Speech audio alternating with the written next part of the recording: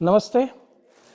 આજ આપણી વચ્ચે જીએસઆરટીસીના ગુજરાત ઝોનલના પ્રમુખ એવા ખ્યાતનામ વ્યક્તિ સાહેબ શ્રી રામજીભાઈ દેસાઈ સર, જેમની દીકરી ધોરણ 8ની અંદર વિધિ પરફેક્ટ સ્કૂલની અંદર અભ્યાસ કરી રહી છે. તો આજે આપણે એમનાથી જાણીશું કે સ્કૂલ પ્રત્યેના એમના અભિપ્રાય કેવા છે.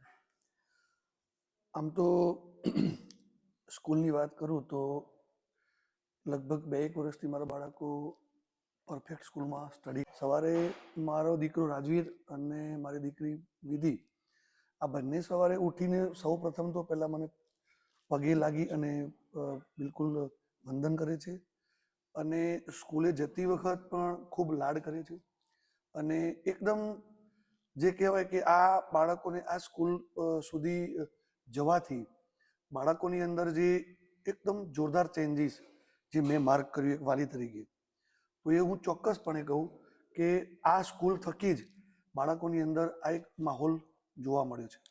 એટલે સરનું કહેવું એવું છે કે વિદ્યાર્થીને શિક્ષણની સાથે સંસ્કારનું સિંચન જો કોઈ આપતું હોય તો એ પરફેક્ટ સ્કૂલ છે. ચોક્કસ. સર, એમના શિક્ષકો પ્રત્યેનો અભિપ્રાય કેવો છે તમારો? મને અઠવાડિયામાં એકવાર બંને બાળકોના જે સ્કૂલ ટીચર હોય, જેના ક્લાસ ટીચર હોય, એ ક્લાસ ટીચરનું રેગ્યુલર વીકલી એકવાર ફોલોઅપ લેવામાં આવે છે. પછી ઘરે પણ વિઝિટ કરવામાં આવે છે કે ભાઈ રાજવીરનું વર્તન કેવું છે, એના સંસ્કારો કેવા છે.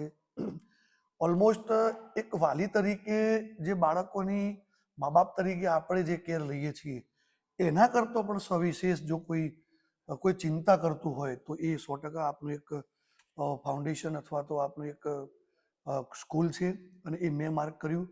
એના સ્કૂલ ટીચર વીકલી એકવાર ફોનથી ફોલોઅપ લેવું અને એકાદ મહિનામાં ઘરે આવીને પણ સાંજે વાર્તાલાપ કરવો આપણી સાથે બેસાડીને. અને ઓલમોસ્ટ મેં આ એક વસ્તુ માર્ક કરી કે આપણે એક વાલી તરીકે આપણા પોતાના બાળકની આવનારા ભવિષ્યની જે ચિંતાઓ કરીએ છીએ અને આપણે જે મેળવવું છે એ બધાની વચ્ચે જે પરફેક્ટ સ્કૂલનો જે રોલ મેં એક માર્ક કર્યો.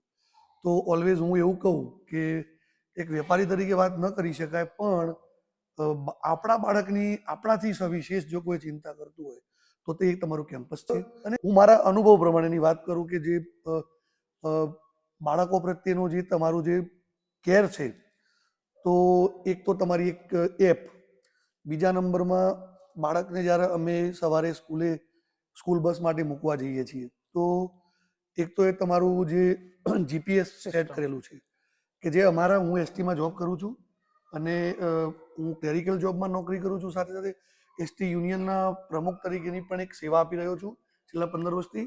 તો હું પણ એક ટ્રાન્સપોર્ટ ડિપાર્ટમેન્ટ સાથે જોડાયેલો છું. તો ઓલમોસ્ટ અમારા જે ગવર્મેન્ટના ડિપાર્ટમેન્ટમાં જે જીપીએસ સિસ્ટમ સેટ કરેલી છે કે ભાઈ રોડવેઝની અમારી એસટીની બસ ક્યાં પહોંચી, ક્યાં ઊભી છે, શું છે, આ જ રીતની તમારી ટ્રાન્સપોર્ટ ડિપાર્ટમેન્ટ તમારા ફાઉન્ડેશનનું ટ્રાન્સપોર્ટ ડિપાર્ટમેન્ટમાં અમે ઘરે બેઠા બેઠા પણ એ એપથી અમે જાણી શકીએ છીએ કે આ બસ કેટલી પહોંચી. મીન્સ કે સમજો કે મારું ગામ હાથરોલ છે, હું ગામડામાં રહું છું, તો મારે અથવા તો મારી વાઈફને બાળકને મૂકવા જઈએ તો ત્યાં વેઇટ ના કરવી પડે, ત્યાં રાહ ના જોવી પડે, ખોટો સમય ન બગડે.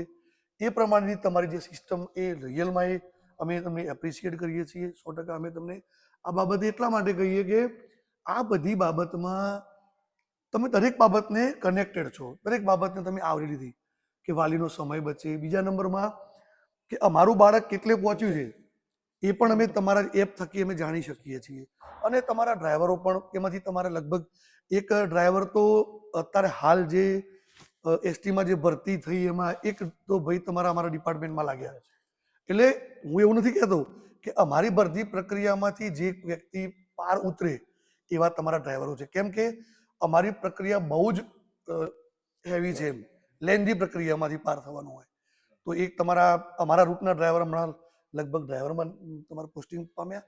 અને તાજેતરમાં તમારે જે હમણાં એક બનાવ બન્યો એ બનાવમાં પણ જે ડ્રાઈવર હતા એ અમારા હિંમતનગર ડેપોના નિવૃત્ત ડ્રાઈવર કે જે એની સમય સૂચકતા, એનો અનુભવ, એ અનુભવના કારણે એક મોટી ઘાત આપણે નિવારી શક્યા. એટલે તમારી દરેક બાબતમાં હું માનું છું ત્યાં સુધી લગભગ તમારું આમાં ભરતી પ્રક્રિયા માળખું નહીં હોય પણ એમાં તમારું 100% એકદમ ચકાસણીપૂર્વક કાર્ય હું કહી શકું. કેમ કે એ બનાવમાં તો જાણ્યા પછી એટલું મને પણ એક વાલી તરીકે ખૂબ જ મારો દીકરો દિવસે ઘરે હતો, પણ બધા બાળકો આપણા જ છે. તો એ બનાવ બન્યા પછી સાહેબ એ મેં જોયું કે એ એસટીના મારા નિવૃત્ત કર્મચારી એની જગ્યાએ કોઈ ચાલુ કર્મચારી અથવા તો ચાલુ કોઈ ડ્રાઈવર હોત તો એ મોટી એક સમસ્યા તમારા માટે ઊભી થઈ હોત. પણ એના માટે હું 100%. અને એ બનાવ બન્યા પછી જ્યારે મેં રિવ્યૂ લીધા તો તમારા કેમ્પસનો સ્ટાફ તાત્કાલિક સ્થળ ઉપર પહોંચી ગયો, તાત્કાલિક બાળકોને હોસ્પિટલ સુધી પહોંચાડ્યા. અને એ બધું જે મેં જાણ્યું તો એના પછી પણ એક પારિવારિક માહોલ જેવો જ તમારા કેમ્પસનો એક હાવભાવ અમને જોવા મળે. સર, એ બસ અકસ્માતની અંદર મોટી વસ્તુ એ અમારા માટે છે કે એમાંથી એક પણ વિદ્યાર્થીને ઈજા નથી થઈ. હું મારા ગામના જે બાળકો મારા જે બાળકોની સાથે મારા ગામના જે બાળકો સ્ટડી કરે છે એ બાળકોના ઘરે હું બધાને મળીને આવ્યો. બરોબર છે. તો સાહેબ એક પણ વિદ્યાર્થીને કોઈ જ ઈજા નથી એમ. અને હું સાંજે લગભગ બાળકોને મળ્યા પછી થોડો એપ્રિશિએટ કરવાનો પણ પ્રયત્ન કર્યો. પણ બાળકોને જે તમારા કેમ્પસ તરફથી જે એક એટમોસ્ફિયર મળ્યું અકસ્માત પછી, તો એ બાળકો આઘાતજનક સ્થિતિમાં પહોંચ્યા નહીં. એ એક મોટી બાબત છે. છેલ્લે સર એટલું જ પૂછીશ કે તમે જે નવા એડમિશન લેવા માંગતા વિદ્યાર્થીઓ માટે એક વાલી તરીકે શું ઓપિનિયન આપી શકો છો? સર, હું એક સાચી વાત કરું છું. હું એકદમ ભગવાનમાં માનું છું, પણ દરેક બાળકના માટે પોતાના વાલીને બાળકોની જે ચિંતા હોય એ એની સારસંભાળ, એના સંસ્કાર, એનું ભણતર અને આવનારા ભવિષ્યમાં આપણું બાળક સારું એજ્યુકેશન પ્રાપ્ત કરે, સારા સંસ્કાર પ્રાપ્ત કરે અને એનું ચિંતન એટલે કે એ બાળકની કેર મુખ્ય વસ્તુ એ છે. તો તમારા કેમ્પસ થકી એક પારિવારિક માહોલ, એક સંસ્કારનું સિંચન, એજ્યુકેશનનો પણ પ્રભાવ તમારા કેમ્પસમાં ખૂબ સારો છે. એ મેં પણ માર્ક કર્યો. આટલા ટૂંકા સમયમાં મેં એક વસ્તુ એવી માર્ક કરી કે ગાંધીનગર લેવલ હું લગભગ આવું એકાદ વર્ષથી વિચારી રહ્યો હતો. એમ આઈ થિંક હું 2 વર્ષથી પ્લાનિંગ કરતો હતો કે બાળકો માટેનું હું લગભગ આગળનું સ્ટેપ અથવા તો આગળ ગાંધીનગરમાં રેસિડેન્સી લઉં અથવા તો ત્યાં રહેઠાણ કરી અને બાળકોને સારું એજ્યુકેશન અપાવું. પણ મને આજે એટલું સેટિસ્ફેક્શન છે, એટલો આત્મવિશ્વાસ છે કે જ્યારે પરફેક્ટ એજ્યુકેશન કેમ્પ જેવા સંકુલો હિંમતનગરની પબ્લિકને જો મળતા હોય તો ગાંધીનગર અથવા તો બીજી કોઈ જગ્યાએ જવાની જરૂર નથી. જ્યારે અમે ગામડા લેવલે રહી અમે ગામડામાં રહીએ છીએ, ગામડા લેવલે રહી અને અમારા બાળકોની આટલી કેર સાથે, ચિંતા સાથે કેમ્પસમાં ભણતર અમે અપાવીએ છીએ અથવા તો આપી શકીએ છીએ તો સિટીમાં પણ રહેવાની કોઈ જરૂર મને મિત્રો લાગતી નથી. કેમ કે તમારા કેમ્પસ અમને આ બધું પૂરું પાડી રહ્યું છે. એક સારો વાતાવરણ, એક સારો માહોલ. આમ આકોદરા એટલે લગભગ ગામડું જ કહેવાય અને ગામડાની વચ્ચોવચ એક સારા વાતાવરણમાં, સારા માહોલમાં બાળકોને સ્ટડી મળતું હોય તો મારી દ્રષ્ટિએ બીજા કોઈ કેમ્પસમાં જવાની મને કોઈ જરૂર લાગતી નથી. આ અકસ્માત બન્યા પછી હું મારા ગામના જે પણ બાળકો હતા તો એમના વાલીને સાહેબ હું રૂબરૂ મળવા ગયો તો બધા વાલીઓ એ દિવસે ગભરાયેલા હતા.